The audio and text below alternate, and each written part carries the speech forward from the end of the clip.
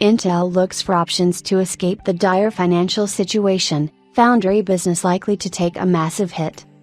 Intel is now working with investment banks to recover from the worst financial period the firm has faced in its history, and there are rumors that Intel might scrap some existing projects.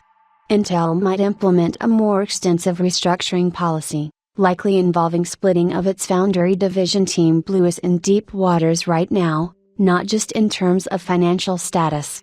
Still, the company is having difficulty pitching its consumer products.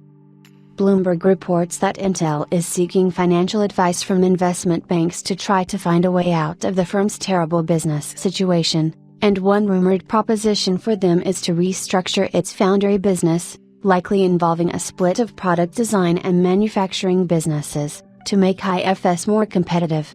Intel has sought guidance from Goldman Sachs and Morgan Stanley since the firm believes it must work from ground zero to sustain itself in the upcoming years.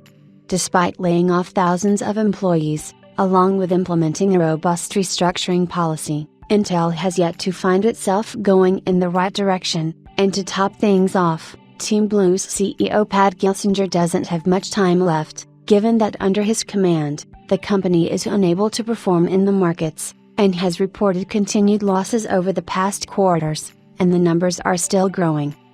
However, it is uncertain that Intel will take a huge step for now, and the next move will likely involve cost cutting in the form of scrapping development projects, whether it is foundries for the IFS or even new manufacturing facilities. The idea of disbanding Intel Foundry isn't viable, given that the division holds immense importance for Intel, especially when it comes to competing in the semiconductor markets.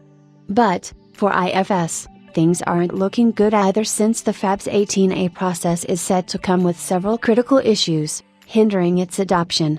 There are rumors that Intel now plans to split its business model into chip designing and chip manufacturing, as mentioned earlier.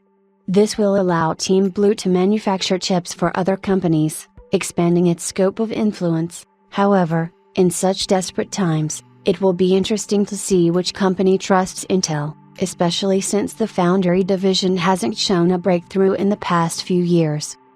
Intel won't tumble that easily, given that the firm plays a strategic role in the US and is probably at the forefront of the semiconductor revolution the US government desires. However, the coming days should tell us about how the company will head into the future, and it's highly likely that we are going to see unexpected changes, one that will make Team Blue sustainable.